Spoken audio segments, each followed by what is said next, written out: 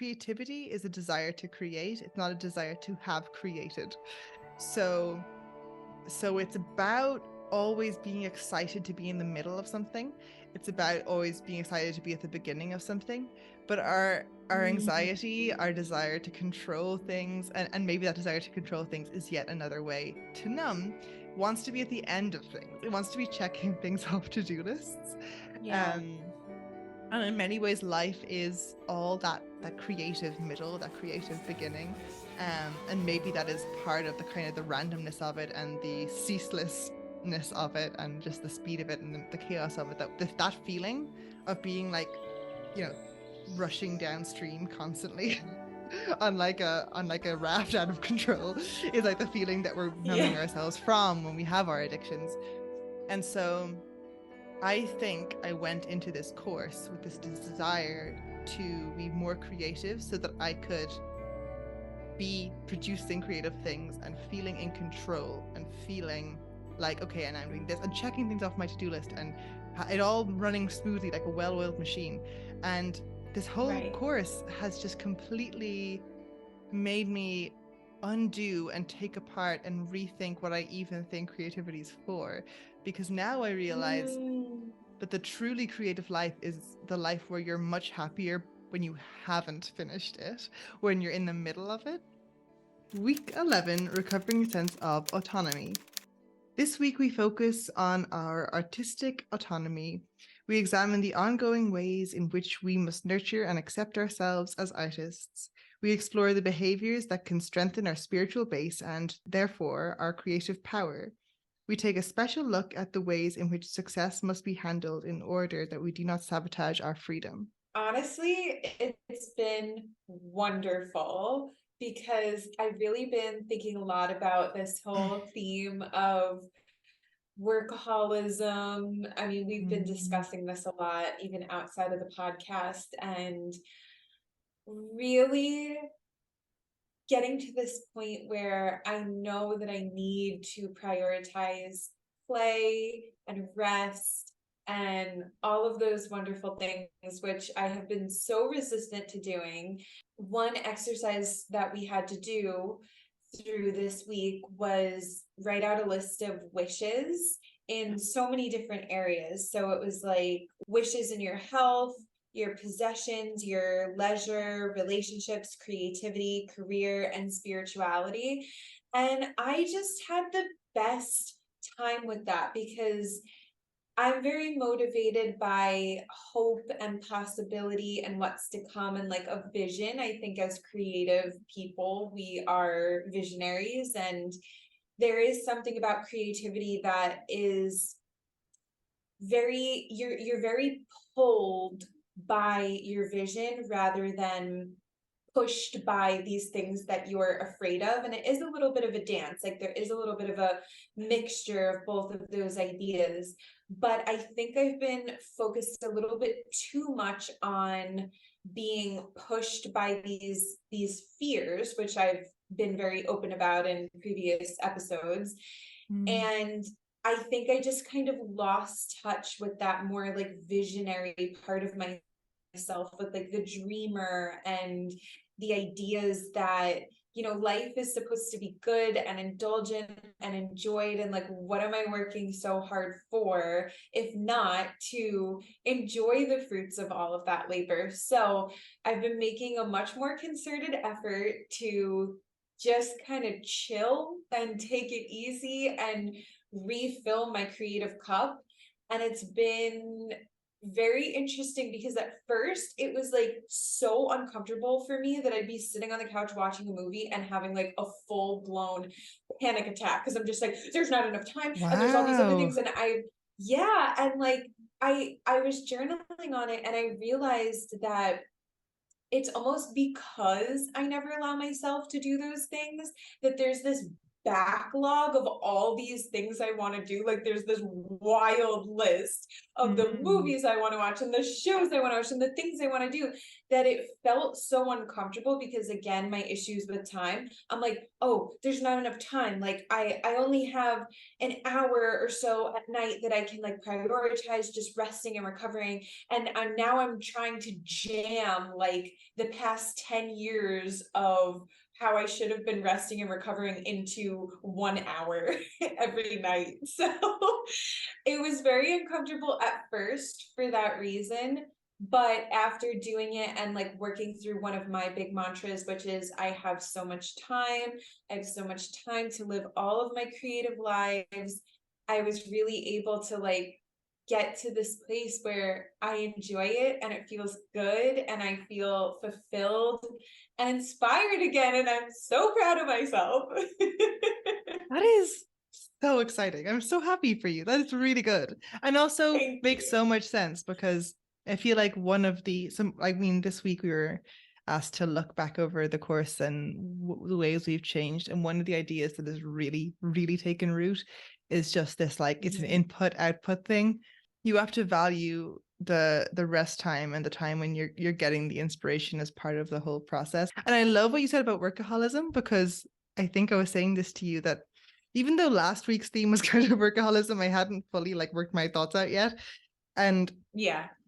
for me, a lot of what I've been thinking about is weirdly the world of addiction and addiction recovery. That has been really, that world and that language has been really speaking to me lately, even though I'm not someone who, I don't think I have any substance abuse problems, but a lot of people, there's a lot of ways to be an addict, I suppose. And also I think that most people in that community really say that like they want the wisdom of their experience to like be understood by the general population more, because it's not like a binary of like in many ways a lot of what addiction is about using something to as a like a wall between you and feeling, or you and pain, or you and the truth that you don't want Right. to know. So much of what we are addicted to, like if that definition is so useful, like a harmful addiction is whenever you take something and you make it the thing you put between yourself and you use to avoid life.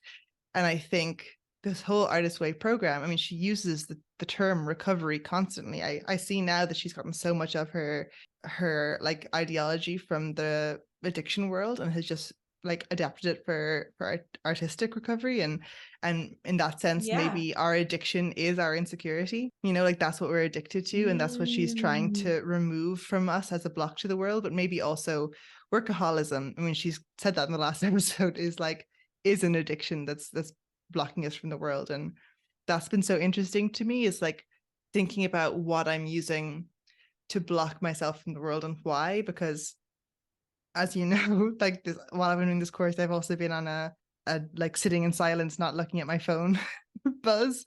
And I feel like I've never been so in touch with my emotions in my entire life, because it's just like all of my That's amazing. avoidance mechanisms were taken away from me. And it's terrifying. And Yeah. sometimes it's like sitting in a turbulent sea, but it's also so amazing. And I feel like, in a way, what you're describing when you decide to take time off and sit there is like, even though what I'm doing is not letting myself watch television and what you're doing is making yourself watch television, we're both having that feeling Yeah. of the turbulent sea, because in some ways maybe your restriction of yourself was an addiction, and your discipline was an addiction. And so we're Right. just letting ourselves sit in the convulsions of life a little more. And I think that's where so much of this progress is coming from, but also what's so hard about it.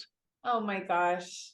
You come up with these, I don't know, I just feel like you glean the most amazing things, like these deep things that I'm just like doing the surface level work and I'm like, wow, that's amazing. And you're like in the background figuring out all the mechanisms of like, oh, this is what she's trying to do and this is what's happening. And I'm like, shit, you're right. Yeah, so a couple things on that. So when you were saying, we are likely addicted to our insecurity and workaholism and all of these things, I think like a big addiction that I notice with a lot of people is their comfort with scarcity, which almost sounds hypocritical, but it's kind of like the idea of like the devil that you know. And so I think a root cause of workaholism, at least in my life, has been this idea of scarcity. Like there's not enough, and there's not enough time, there's not enough money, so I have to just keep working myself to the bone. And I heard Shayna Clee from the Purple Palace. I just heard her say something along the lines of like, she sometimes, like, people will come to her and be like, oh, I'm complaining about this, I'm complaining about that. And then she was like, and I'll try and offer them a solution, and then they don't want it. Like they want to feel this way that they're feeling. And I have talked about like my own issues with that and everything. And so her saying that really resonated with me, because she was specifically saying like it's almost like they are addicted to this feeling that they're feeling, and they want to complain about it, but they don't really want to fix anything or change anything.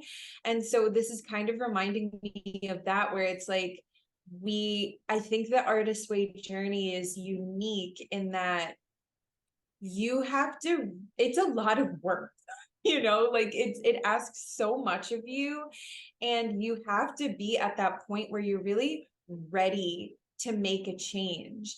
And I just think it's crazy as we go through it how much we are revealing these pacifying ideas that we have in our lives that we are addicted to. Like I would never have thought, oh, I'm addicted to the feeling of scarcity, but it definitely made me realize that like I in so many ways was not ready to give that up. So even when it's frustrating for people to come and complain, and then it's like, well, I'm trying to give you the solution, like we can all do that in one way or another. Like we can all kind of resist these things that we're just not even aware that we're addicted to. And the other thing I was going to say is that what we were talking about before with the idea of like being present, and you're on this whole year, it's a year, right, of no entertainment. Yeah. So Yeah. I'm just super ambitious and I'm very impressed.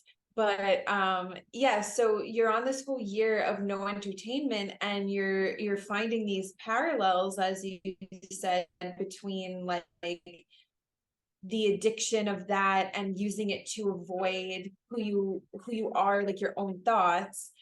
And you mentioned to me that like creativity in and of itself is this very zen like spiritual practice.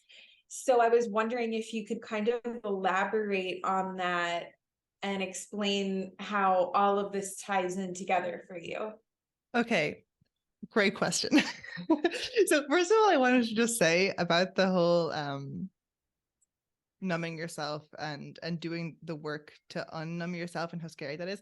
Something else that I heard someone say about addiction, and I think it's really important, because I think just to have compassion with yourself and to not sound too preachy to the people watching, like often you do kind of need to get yourself to a safe place before you can take away your safety mechanisms. And I just want to acknowledge that I did not, in the middle of the hardest moment of my entire life, like I did not, with no support systems, with no feeling of safety, with no, like, suddenly decide, and now it's time to live my trauma, like, to feel my trauma. Like Yeah. I sort of on some subconscious level, I knew it was time, and I knew, as much as it scared me, it was safe. And I think, there's a reason that it's PTSD and it's not like during SD. Do you know what I mean? Like there's a Yeah. reason Yeah, there's a reason we as wait, and our body knows to wait until after the real fire of something has passed, to, to start to unravel it. And I think I just want to say to people, like, if you are numbing yourself because you are really, really cannot handle what's happening now, like that might be okay to survive in the moment. I think it was just this moment of like, for a Yeah. whole myriad of reasons, I've been in a bit of survival mode for the last couple of years of my life and for my entire like adolescent adult life. And I am safe now. And I could tell that even though the sickness isn't over, a lot of the crisis of it is over, and I have so much love in my life and I have so much opportunity in my life, and I just was like, I'm not able to acknowledge this and have and enjoy this place I've gotten to because I'm repressing everything. So in order to enjoy this phase of life, I'm going to have to take some time and finally feel everything from the last one. Mm, And even though it feels very mhm. unsafe sometimes, just because it's scary, it is safe, and that is part of it. Like, it's not just about feeling all the hard things even if it feels scary for you, like, and it's not also about taking away your coping mechanisms, because coping mechanisms are for weak people. Like, it's not it's not, that's not the Yeah. vibe I want to put forth, you know. And if you want, if you do need to stay in this space sometimes of venting and not dealing with just for a moment, just while you deal with the crisis at hand, no one's calling you out. Like, also, coping mechanisms were created by our brain for a reason. Like, they Exactly. can be helpful. It's just like anything, if it gets out of whack, it needs to be examined and say, like, okay, do I need to really be coping with this in the way I'm coping? Is this Mm, something I even need to be coping with anymore? Is this an old story? Like, it's just worth examining, but it's not necessarily a bad thing. It's just yeah, how it's manifesting in your life. But that's a great exactly. point. Yeah, because I don't, also for you, not gaslighting yourself. Like, there was a time in your life where money was scarce. There was a time in your life where you did Yeah. have to work very hard to survive. And it makes sense that you're still doing that. And like, it's these things that we Yeah. do to feel safe, you know?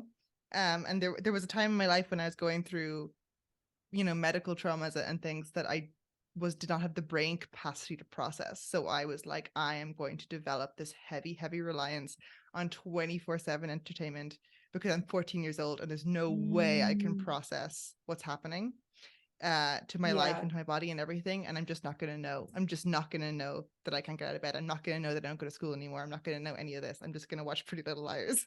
But just what you were, to your point about the Zen thing, I think what's interesting is that something that you talked about a lot in this chapter that I thought was really beautiful, and it came up in the last chapter as well, is this idea that creativity is a desire to create. It's not a desire to have created.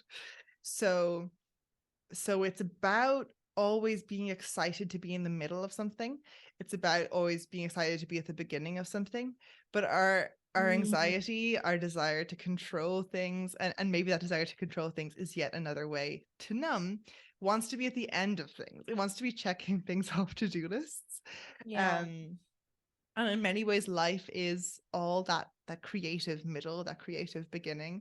And maybe that is part of the kind of the randomness of it and the ceaselessness of it and just the speed of it and the chaos of it, that we are, maybe that's like part of that feeling of being like, you know, rushing downstream constantly on like a raft out of control, is like the feeling that we're Yeah. numbing ourselves from when we have our addictions. And so I think I went into this course with this desire to be more creative so that I could be producing creative things and feeling in control and feeling like, okay, and I'm doing this and checking things off my to-do list and it all running smoothly like a well-oiled machine. And this whole Right. course has just completely made me undo and take apart and rethink what I even think creativity is for. Because now I realize Mm, but the truly creative life is the life where you're much happier when you haven't finished it, when you're in the middle of it, and you don't necessarily have an end in sight. And that's so radical for someone who gets so much pleasure out of accomplishing things, because it's completely like taking the power away from the accomplishment or the result. And I think it's very Buddhist, which is what I texted you, you know, recently, because yeah. it made me think about actually, I think, have I mentioned this before? It made me think about those monks, Tibetan monks, who make these gorgeous mandalas out of sand. And they make these really elaborate like paintings just with these tiny little instruments and these different colors of sands, and they're really, really, really ornate and intricate, and they're gorgeous. And then part of the ceremony, it takes them like days to make it. And then part of the ceremony is they finish it, and it's this amazing, beautiful, intricate piece. And then they get this brush basically, and they just wipe it all away. Wipe it away. Yeah. And it's just like the point was making it. The point isn't like, and now we have this great mandala and we're going to sell it to a Western tourist and make lots of money. Yeah. Like, and it's so beautiful. And I think the realization that we're never going to be finished means that we don't have to rush our creative projects. The reason, like the idea that creativity is something that's really generative and exciting means that I don't have to rush and worry about my book, because when I'm writing it, I'm having fun, but I'm also being like, this doesn't feel like it's going to be finished by November, and then that ruins everything. Like it can be about the making, and in so many ways that is such a lesson for life, and in the way that like spiritual rituals are these like microcosms of life philosophies that we're supposed to be learning. Yeah. Like recently here it was Semana Santa, which is like right before Easter, and they have all these rituals about death and rebirth, and it's this Christian story, but it's it's about spring, and it's about survival, and it's about having bad times and then having good times, like so many Christian stories. Yeah. And and they walk around the streets in these spooky outfits, and they're all sad and they're mourning, and then suddenly they're happy and they're all coming back to life again, and it's like they're acting out as a spiritual practice these philosophies that they're maybe hoping to internalize. They're hoping to understand how they'll deal with their grief, how they'll deal with the hard times in life, how they'll deal with winter, and understand that spring is coming. Like that's what these things are made for. When I started thinking about creativity, then I was like, oh, like if this is, as Julia Cameron put forth, potentially a spiritual practice that we can do, like our creativity can be that spiritual practice for us. Like what are we telling ourselves about life through how we carry out the ritual of creating? And if our ritual of creating is very goal oriented and very to-do listy and very neurotic and very stressful, and we're thinking of it as work, and it's all about rushing towards that deadline, then what we're telling ourselves about life is that it's a to-do list, and we're just like rushing towards the deadline that will never come. So that's why I'm kind of like, yes, the Zen art of novel writing, the Zen art of making YouTube videos, like this is my mandala. I have to think about how to be a very embodied, non-neurotic person as I'm doing these things, because this is the part of life that's kind of in my head. This is the part of life that is spiritual, for the want of a better word. This is my creative life, and this is where I'm going to practice the philosophies that will then feed into how I exist. Oh, so beautiful. And that's amazing that you've been able to totally transform your outlook on like, where you started at the beginning of the course thinking like, oh, this is going to be all about output, and then realizing by the end that it's like, wow, it's not about output at all. It's actually about just the enjoying and savoring the act of creativity, which is so easy to forget. And I honestly think like that's been something that's been on my mind for this week as well.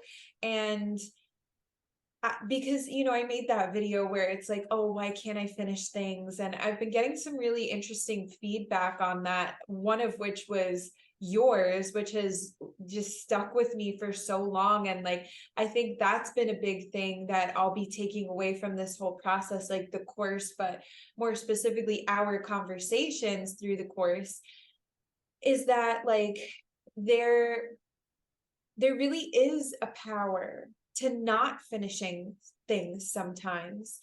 And that has been the lesson that I have needed to learn in this season of my life. And I've been thinking so much about like, why did I even get to a point where I felt like that wasn't okay?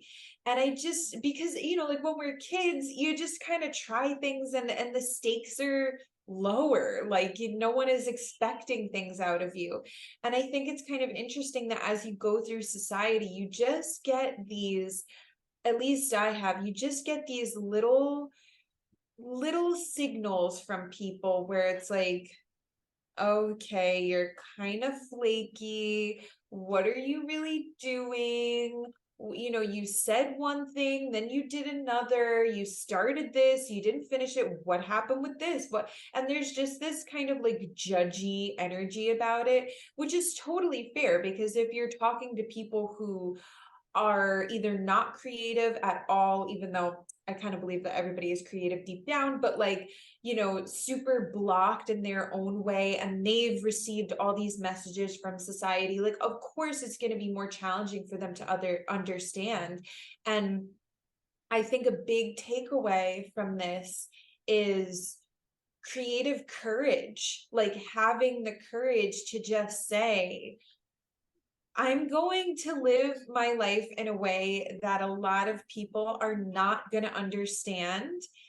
And but I'm also going to feel comfortable with it. I'm not going to spend my whole time trying to, okay, I've made this decision that I'm going to live my life this way, but now I feel kind of guilty about it and I feel kind of awkward about it and I feel like I really have to explain myself. Just like now fostering this relationship with myself where it's like, you know what? Sometimes I need to just sit and stare out the window because that's how I formulate what I need to write. Sometimes I need to just sit and watch a movie because that inspires me for the films that I like to make, or the way I like to live my life, or the art that I make, or the dances that I do. Like, and that's okay. And sometimes I'm going to pick things up and I'm going to put them down. I'm going to realize they weren't for me. I'm going to get whatever I needed out of that thing in a way that maybe seems faster than was necessary to other people, but it's like, it's my life. And just coming away with this sense of, I don't really have to answer to anybody other than my artist. Yeah, that is you taking the logic of creativity and applying it to life. Like Yeah. creativity is about experimentation, and especially in the world of visual arts, because my mother, as I mentioned before, I think is like a visual artist as her career, and Yeah. like that world, especially in like the kind of the fine art world and the kind of like higher, more heady intellectual aspects Mm-hmm. of it, like the kind of the academic parts, is so focused on this idea of like, it's not really about having this body of work that looks really cool. People are so interested in what an artist's practice is, and it's kind of like the process Mm. is more important in some ways than the product, and the product is viewed by the kind of the art world as like through the lens of like, isn't it we're looking at this thing, but what's interesting to us about the thing is how it got there. Yeah. It's like it's evidence of a practice, and we think that the practice is commendable in this kind of like artistic intellectual way. And I think that's so, I don't think other art forms are think about it like that. Like I don't think, Mhm. like in the visual art world it could be super interesting to a gallery, like they put a little thing on the wall and be like, to see what to look at these paintings, you have to understand that the guy who paints them while he himself is painted blue. Do you know what I mean? You can't see him when you look at the painting, Yeah. but that's what it's Yeah. about. Whereas Yeah. like no You need to one's like, understand the energy behind that. yeah, whereas like no one looks at a novel and is like, the point of this novel isn't actually the words in it, it's the fact that like she wrote it naked at twilight. So if we are trying to like look at the world in this very like, your actions are like all to do with the result, then like of course you're not supposed to quit everything, because every single unit of your time is supposed to have linearly and in this really like coherent way led to this result, and it almost should work backwards. It'd be like, you realized you wanted to be a doctor, and so you did 7 years of medical school. So like Yeah. you didn't kind of do 2 years of medical school and then like through a series of like, synchronized events do five more, and then suddenly you're a doctor and you're like, who could have known it led me here, Yeah.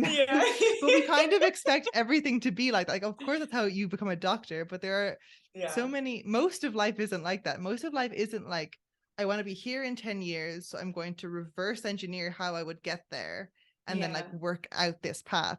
Like so much of life is just trying stuff and seeing Yeah. if it sticks and not really knowing what any of it means, but like that's the beauty of it. And it's like, if you live it like an art practice, which maybe is what living creatively really means, you realize that if every choice you make is authentic and curious and kind of funny and just done playfully, then it's not so much that where it'll end up will be like, oh, it all makes sense and I was being led here all along.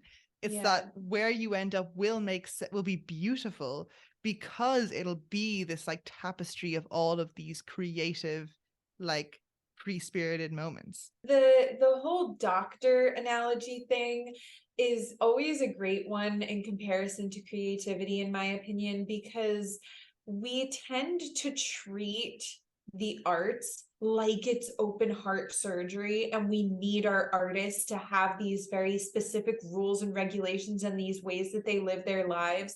And in some ways, I think that's great and it can be a wonderful tool. But in other ways, like, we also have to play with the dichotomy of the fact that art is vital and it is serious and we do really need it, but it's not open heart surgery. It's not brain surgery. It also really doesn't matter. Like, it doesn't matter what other people think. It doesn't matter how you do it. It doesn't matter why you do it. It's just the most human thing that we have. We are all driven to create, even back in the days when, like, we were hunting and gathering for food, and like, life must have been so chaotic. Like, the comforts that we have now were not in existence, and yet people still felt the need, like, hold on, I just got to draw this buffalo that I'm seeing over here. Like, do you guys see this shit? I need to just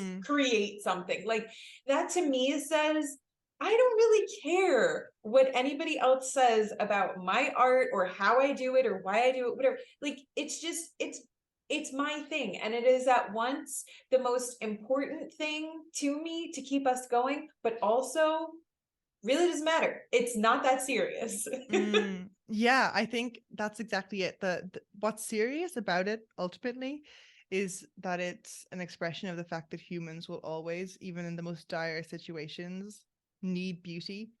And the kind of funny thing about it is that I think it's actually in some ways only when we are at our most privileged and at our most everything's going sort of the most smoothly for us, maybe on a kind of not in a deep psychic way, but on a kind of a surface way, that we start to doubt the value of art, and actually ironically start calling it frivolous, because it is in the times of the least frivolity where we realize how much we need beauty as part of our like human dignity. And there's this gorgeous, like, I think trade union song slash motto, which the chorus, it's called Bread and Roses. And so the idea is the refrain is, give us bread but give us roses, meaning like, yes, we are starting, like, we're having an uprising of the poor, but like, we don't just want to survive, we actually want beauty in our lives too. That's part of what we're fighting for. And there's this line which is, hearts starve as well as bodies, give us bread but give us roses. But like that, and that's it. It's just like, humans will always want to create things, and we think we just need to survive, but part of that survival is like hearts starve as well as bodies. And I just think that's really what it's all about. So, okay, one thing we had to do this week was create a nurture plan, and I really enjoyed that, specifically because I've been working so hard to focus on, gifting myself more time and inspirational moments instead of just like working all the time. And yeah, I mean, I think it really played to the strengths of what I was saying either last week or a couple weeks ago, where, I was kind of like trying to schedule it in. And I don't really know if that was like the right way to be going about it exactly, but it was really helpful because it was like to have this week of different daily things that you're going to do in your nurture plan. So the idea was like, okay, what are you going to do Monday to nurture your artist? What are you going to do Tuesday? Going through the whole week. And it was just really fun to like sit down and make it intentional, because I think that was part of the problem why it wasn't happening, because like the day would come and you just like, it's so easy to live a whole day and realize, oh, I didn't do anything for myself. All I did was work today, but I'll do something for myself tomorrow. But if I don't know what that is, like the way my brain works, I just get too easily distracted. Like I just lose track of time. And yeah, it's this whole big thing. So to have this like menu of different ideas of things that I was going to do for myself, and like, I don't know, it forced me to also reach out to friends in the beginning of the week and say, hey, are you guys around this weekend? Do you want to grab coffee? You know, like what can I book in for myself to make sure that it happens? And I think that was something you even suggested, is just like, okay, you want to do this thing, like, can we get the tickets for it? Can we make sure that it there's no way to back out of it? So yeah, that was just a really enjoyable part of this week. And I really like that this week of the course was a lot about just kind of like whimsy and wishes and nurturing. Like I really, after a lot of the work that we've done, like the deep mental work, it felt so good. I like that you brought up wishing, because you may remember from, I think, week 5, like there was wishing involved in those questions as well, and we were asked to wish, and I talked about how I am someone who likes hoping. I'm someone who likes dreaming. Someone who likes fantasizing. I'm not someone who likes wishing. And the Yes, I delineation that remember my that. mind made was like all my fantasies about the future or whatever. It was all a justification for like why right now was actually okay. So it wasn't like Yeah, an invigorating like light us a fire under me kind of like, this isn't acceptable, I must do this thing because I wish it. It was the yeah, exact opposite. It was like the fantasy was like, I am suffering now in this way or this way, or this isn't ideal now, but in the story that I'm telling myself, the great future that's going to come would not come if this wasn't the situation. And yeah, therefore I don't have to, I can feel really happy about the situation. I can feel really happy that I'm bedridden, because everything that's going to happen afterwards, all the things I'm going to end up being grateful for in my life are going to be because I'm bedridden. So I don't have to be angry that I'm bedridden. And the thing yeah. is that like, I don't know who said this, but there's this quote that goes around sometimes. It's like, anger is like you telling yourself that you deserve more. Like anger Mm, is like part of you being like, I love you too much for to accept this on your behalf. Like when someone treats you badly and you're angry, we tend to think that if someone treats us badly and we don't, we let them, it's because we're like so kind and we're the bigger person and we're so yeah, evolved. But actually it's like a lack of self, value. And in many ways the same is true of life. Like if we're taking everything on the chin a little too much in life, yeah, it's almost like we're telling ourselves really fast, because acceptance is an important place to get to at a certain point, but we're telling ourselves straight off the bat, you don't deserve to be able to walk, so whatever, like yeah, it's yeah, you're not valuing yourself and your own desires enough to be alarmed by. So anyway, the wishing questions have been tricky for me here, but they're so liberating, because yeah, part of how we actually accept things, how we actually empower ourselves, is not being afraid. Is like understanding that we're panicking, like yeah. understanding that like we're afraid of things, and understanding that things aren't right. And the thing is that I actually wrote a Substack about this week, but like I am almost congenitally incapable of telling someone that something bad is happening to me without like Yeah. I'm just like, oh, like I drowned and I'm having a relapse of my health problems. Oh, and I just caught COVID. Oh, and okay, this happening too. But here's why it's actually okay. I've already done the reframe. I've already put a really good spin on it. Let me tell you, it's actually fine.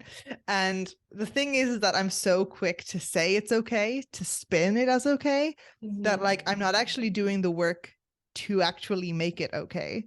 Um, Mm-hmm. Mm-hmm. and that's what I've kind of been really thinking about a lot. So the wishes are great, because the wishes to me are present tense.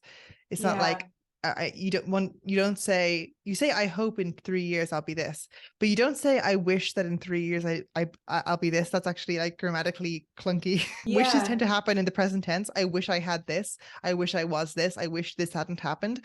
And Yeah. so it's really an act of self-compassion, and it's an act of understanding yourself deeper. And for me, doing these prompts where we have to wish for things, and like one of the prompts this week was like we had to do like 10 wishes for our health, 10 wishes for our career, 10 wishes for our love life, 10 wishes for blah blah. And it's so helpful for me just in this process of kind of getting to know myself a bit more. And I think, like so many people, I have so many like secret little rules that I didn't even know I had about what I'm Oh allowed to think, yeah. what I'm allowed to feel, and all this kind of stuff. Hmm. And the wishing is so good because it's positive and it's beautiful and it's visionary in all these ways, which is things that I like. But it fundamentally acknowledges that the present is a little bit not okay, and that's fine. But Yeah. like maybe it isn't fine. Maybe it's actually my job to make it fine, and just saying like, and that's fine at the end of everything is my way of copping out. Like you were talking earlier about these people who complain, and that's their way of copping out. But in some ways, my Yeah. way of copping out is Is not to make it complaining. okay. Yeah, Yeah. exactly. Yeah, it's Like totally denial. you're doing the work that's like I like people come to me and they're complaining about something and I'm like, why can't they just make it okay? And like you're that person who's going to someone and being like, listen, I'm gonna complain, but it's already okay, so don't worry. Like Yes, yeah, exactly. I find it really interesting too that your relationship with wishing is kind of like caught between fun and also acknowledging, like I guess it's like it sounds like it's a little bit scary for you to wish. Definitely. So I mean, are there like we had to come up with a lot of wishes. So Hmm. through that process, did you find any wishes that were I like maybe not as scary, like a little bit more positive, or like are there any specific wishes that you would want to share? Yeah, there were some like, I mean, some of the categories were pretty chill. The possessions Yeah. one was interesting. We had to have 10 wishes about possessions, and most of mine were like, I wish I owned less stuff. Yeah, so one of my health wishes was I wish I naturally craved and took pleasure in what is good for me. That's pretty Mm. juicy. Mm-hmm. I have this one. I like this would take a while. This would take a whole other episode to unpack. But number 8 was, I wish I didn't hurt myself or miss so profoundly the point of existence. Oh my Which I think God. what I was thinking about when I wrote that one was that sometimes I just lose perspective, and Yeah. I mess my health up, and I hurt my body because I'm not really embodied. I'm not really in my my wisdom. So it was Yeah. just right. But like those were the wishes. But it was so interesting because I think sometimes, yeah, that energy of wishing can make things very clear. And I was writing these things, and I was like, this is fascinating. It is interesting to me that I don't know, it's almost like the way that I view wishing is kind of just like a more present day hope. And it sounds Mm, like a lot of your wishes kind of become like self admonishing, where it's like you're asked to wish for mm. something and your brain immediately goes to like, oh, I wish I didn't miss the point of existence. Like that's so big and heavy. Like wishing can also be like, I wish I had a cookie. I hear you. I think okay. So something I've been thinking about a lot is that self compassion is really nice and Mhm. pleasant. But the reason that it feels scary to us sometimes is that Mm, if we admonish ourselves, we're reiterating our belief that we're in control. So we actually yeah. kind of want to think everything is our fault. And I was thinking about this a lot recently because I've been thinking about how I've internalized a lot of society's kind of fucked up ideas about health, and how like if you have a disability, even if you got it from like a virus, like from some really medical reason, it's a little bit your own fault. Like a lot of people kind of are Mm, like, oh, well, that's because you weren't doing Pilates when you were 3 years old. Oh, if you ate yeah. the Tell right me about balance, it. if you only ate red meat, like Yeah. whatever. Or if you didn't, if you'd never, it's your mom didn't breastfeed you till you were 8. That's why. You know what I Yeah. mean? Like this Yeah. crazy shit. And I'm so vulnerable to it. It's like embarrassing because I think of myself as a pretty smart person and also a pretty like media savvy like person, and politically I'm very much against all of that kind of like fear mongering prosperity gospel stuff, but I'm so vulnerable to it because I want someone to tell me that my health problem is my fault, because if it's my fault then I can fix You it. can fix Like I it. want Yeah. to believe that like I'm sick because I did something wrong, which is so funny Hmm. because I think people, you would assume the opposite. You would assume that I'd be defensive about it, but Hmm. actually I'm like, no, intellectually I'm smart enough to know that I didn't cause this for myself. It's the scary thing is like in life, to have self-compassion with yourself, you have to be able to say, these things happen to me. It's not okay. I'm allowed to be sad about it. I'm allowed to kind of Yeah. feel like, oh, that was hard for me. I don't have to feel like that's my fault and I should admonish myself. But I think to have that compassion, you have to be like, you don't have to. I mean, you can also have compassion for yourself for things that are your fault. But in this context, to be able to work through my acceptance of this, I have to be like really nice to myself.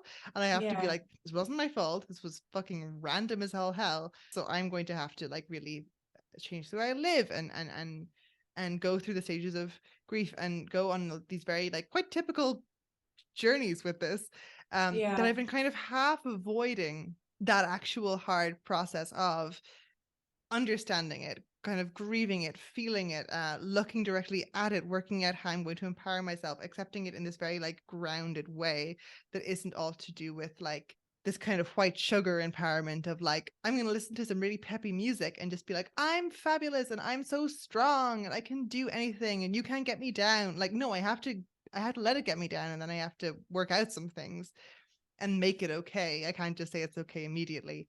But I Yeah. think part of when we talk about addictions, I think maybe I have an addiction to thinking that all of my problems come from me making mistakes, because I would love to believe that if I got everything right, everything would be right.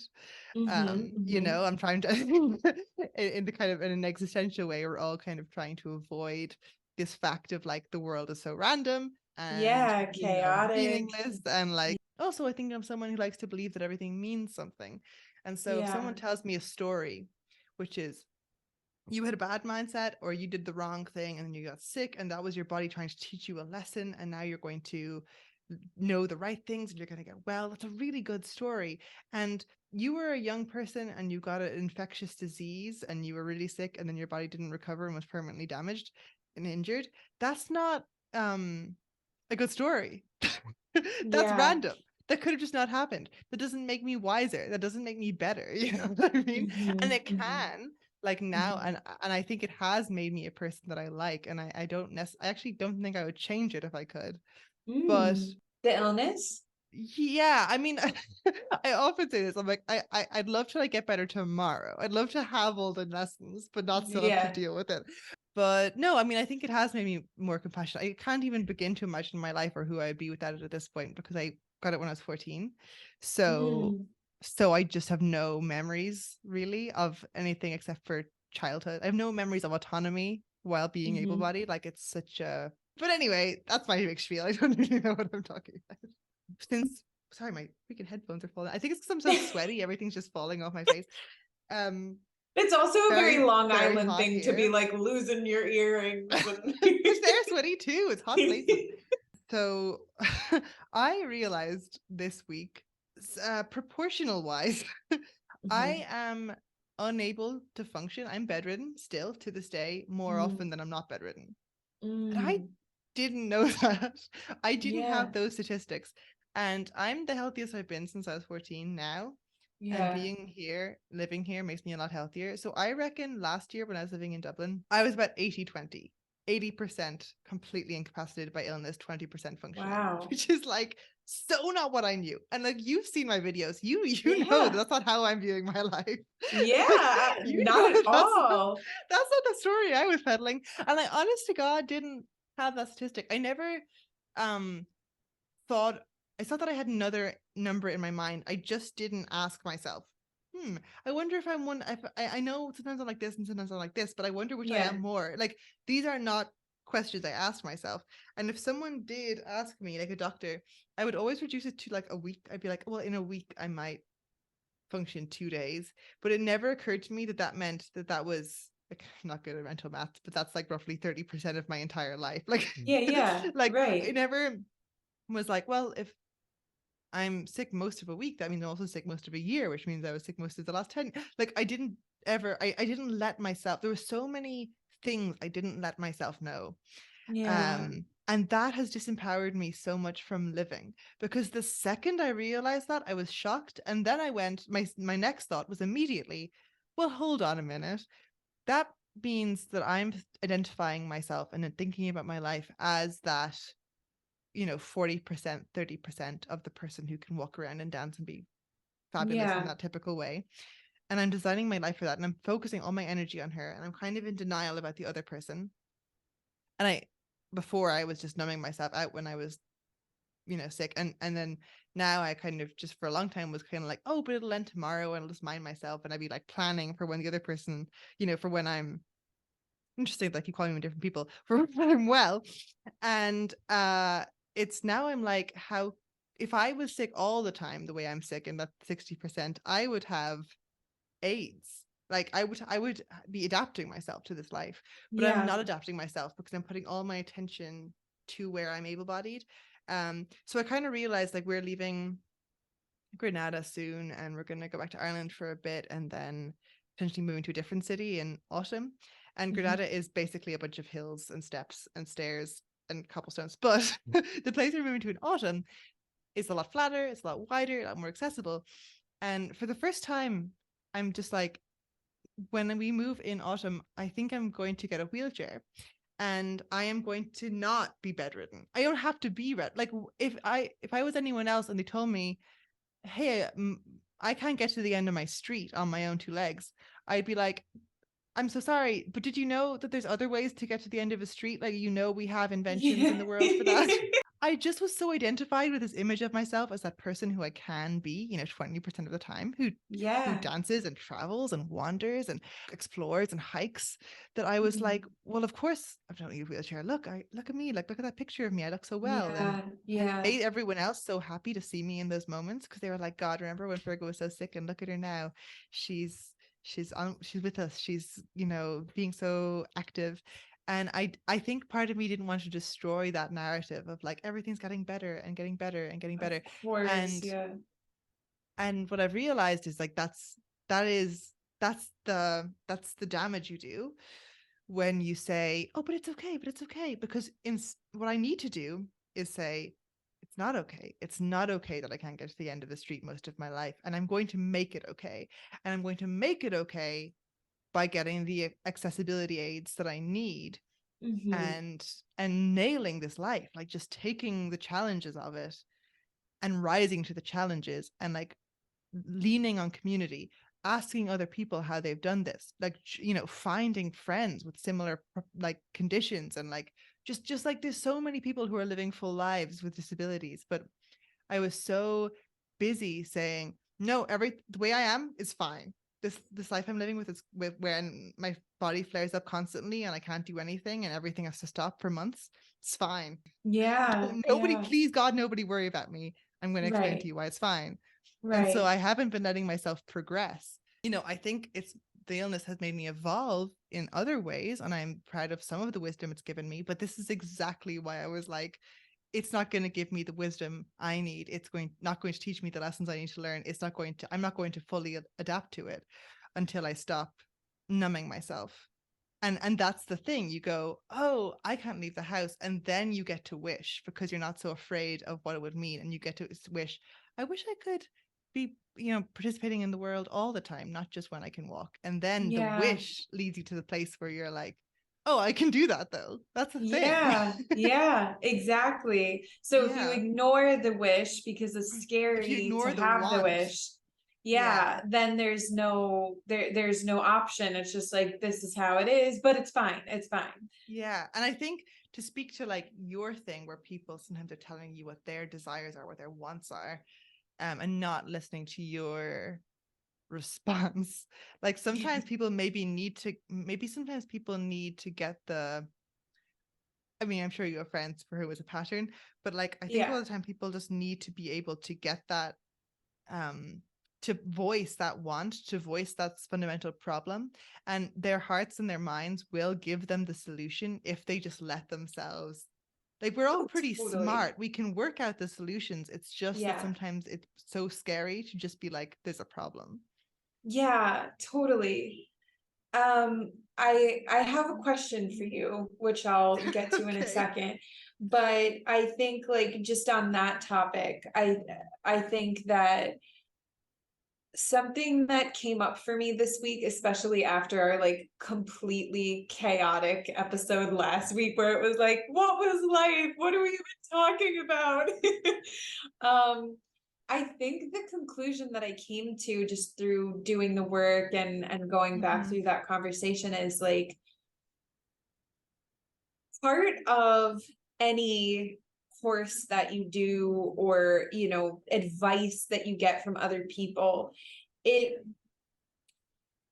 kind of glazes over the fact that there is so much nuance to life.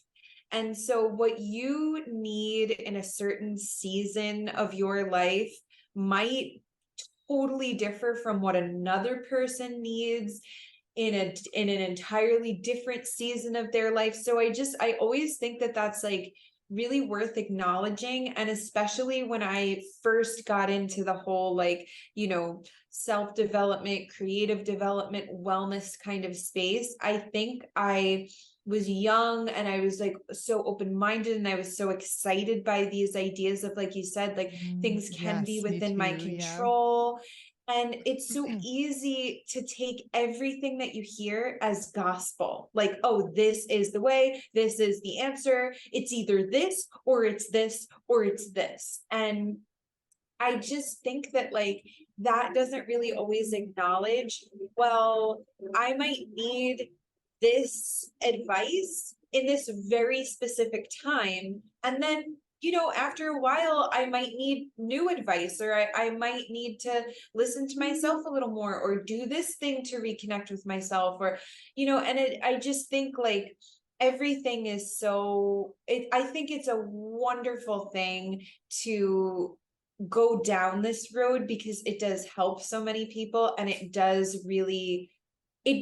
put a lot within your control. But there's such a nuance where it's like it is both within our control and outside of our control, and we have to learn to accept what's not within our control, and then if we so choose, change the things that we can change if we want to. I don't necessarily know that it's like black and white, and it's like, okay, if someone's telling you that it's your fault and all of those things, like I think that those things can be quite well intentioned, and that same advice given to a person in a different situation can be like, oh my gosh, this was the ticket. This is what I needed. Like, I have been victimizing myself. I have been ignoring these abilities that I do have. And, there's all these other reasons.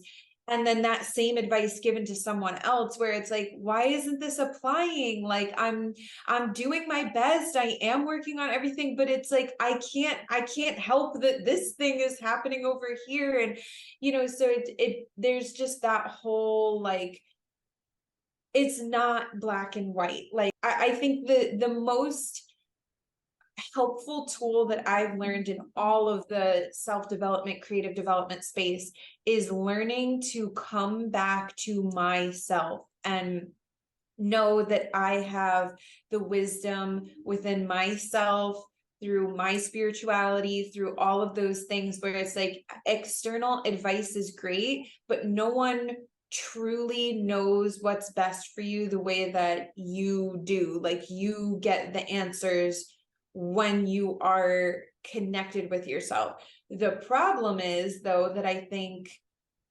many people in today's day and age are so disconnected from themselves. They are so buried beneath this podcast that they're listening to, and this movie that they're watching, and what their friends say, and what their family says, and all of these things, that it's like that's all well and good that I have the answers somewhere within me, but I don't even know where to begin to find those answers because they are just so buried. So it's like this whole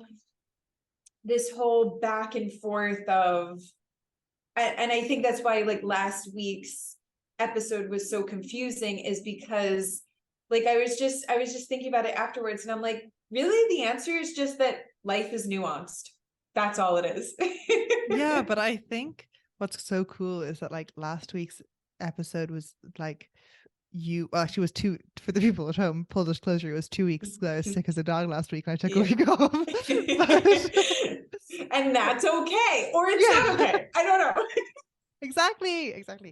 But um last week it was like all of these ideas that were brought up in this course, some of which sort of seem to contradict each other, were all Yeah. just falling all over our brains. Like it was like an office, just like paper flying everywhere, just like complete mess. Like an explosion had gone off. We were just like, all of these concepts everywhere. We don't know. We can't make heads or tails of it. Yeah. Right. Um, this week, it seems as though having been let simmer in our minds for a while, a lot of it's Yeah. coming together, and I think that's why like it can be so lovely, even just in these conversations. Like there's so many people who have very structured conversations online where they've kind of pre-planned what they're going to say, and they're also like, I'm coming to tell you this really important thing that I know. And I feel Yeah. like we're coming here and just throwing up more questions. Like every week it's just like no answers, just questions, Yeah. more confusion. But the beautiful thing is like it does get somewhere. Like Oh the yeah. same, ideas that we were confused about 3-4 weeks back come back up and around. And it's like, we asked the questions, we had a messy conversation about it. It took root in the back of my brain. And then I was in the shower the other day and bap, I got it. Like, Yeah. and that's very much this course, this process. And I'm very much enjoying it. It's very mysterious. Yeah, and I think that's the most magical thing about this whole, we're on week 11 now. So, 11 weeks, actually even more than that when we've taken breaks and, extended time and whatever. But it's wild to look back and realize that one of the biggest things I think I've gotten out of this, and I might have even said this before, but it's not just about asking a lot of questions. I think we're learning to ask the right questions, not like, what's wrong with me? What is the problem? Why can't I do this? It's these other much more interesting and much more eye-opening questions that like actually do lead you to an answer, but because of that, they're a little harder, they're a little more challenging. You're not gonna have an answer right away, but that doesn't mean that it's not worth asking the question. um and then, okay, so speaking of questions, I have a question for you. So, as you were discussing this idea of, your health, and the idea that it's like it's not okay, and you want to move away from this idea of like, oh, everything's fine. Um, how it also sounds like you want to empower yourself, like this idea of accepting where you are is empowering for you in a way. And so I'm just curious for anybody else who might be kind of experiencing the same thing and reaching that same point of clarity on that. How how do you find that this will be more empowering? Like how do you intend to empower yourself by saying this is not within my control? So how can you also find that empowering? Because it's a bit Oh, great paradoxical. question. Great question. Okay. So for me, it's just this slow dawning realization that truth is more empowering than delusion. Because once Mhm, you have the information, you can do something about it. mhm. So the whole like disability space, the disability empowerment movement is this kind of, there's this tension I used to have because I was like, I have this health problem and I want to cure it. Yeah. and Mhm. and it's not ableist to want to be healthy. Like that's fine. But there's this point at which it's like, of course, anyone in the world could be something as small as a cold. They get sick. Of course, they want to be well. That's so normal. Yeah. That's literally fine. And of course, they believe they want to be well and whatever. But at a certain point, your body has changed. And there are all these people in the world who know how to deal with that. Like, it's like needing glasses. It's actually, this is a really good analogy. It's like yes, your eyes not work as well as other people's. That doesn't have to be your whole life. Like, there's things you can do about it. But Mm-hmm. if you have you ever met one of those people who's like losing their eyesight and they could just wear glasses, but they don't. So they're They walking into refuse. everything and they can't Mm-hmm. read and they're getting headaches because they just don't want to admit that their eyesight's getting worse. That Yeah. is kind of like how I'm living. And I thought it was so. I got all these messages when I was growing, when I was first getting well, actually, for the entire 10 years I've been well, I've gotten these messages, which is Yeah. that the mind and body are really connected, and so if you think of yourself as a sick person, you'll be sicker. And I understand what they're saying. Like, there's a slight truth to that. Like the placebo effect, for example, in medicine Of is a course. known phenomenon. Like, if we expect ourselves to get well, we will. Mm-hmm. um and so I was very much encouraged to be delusional, and I just didn't really think.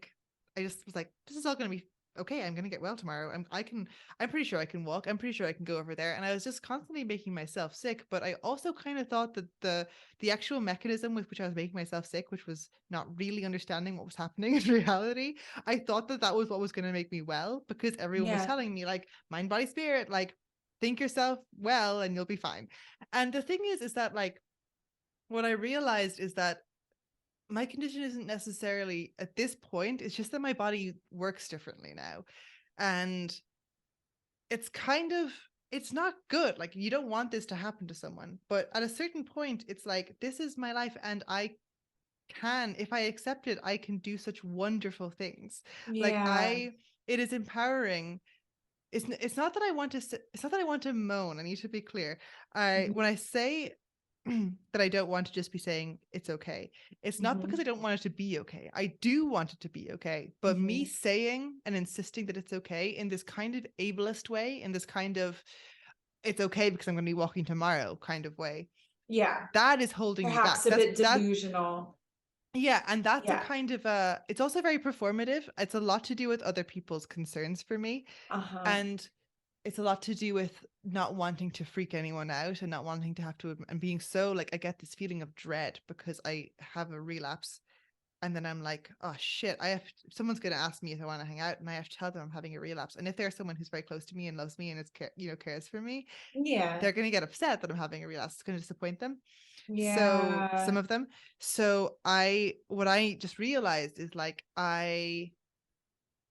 it's just this kind of thing of, like, me constantly saying it's okay. The implication of that is that I have to say it's okay, because nobody around me thinks I'm okay, but I don't think I'm okay. My Mm. society has taught me this is not what okay looks like. It could never be okay, and so I have to keep saying it. Like, I wrote about this recently. I said when I say but it's okay, it feels like I'm saying I'm sorry. It feels like an apology. Yeah. That's the energy.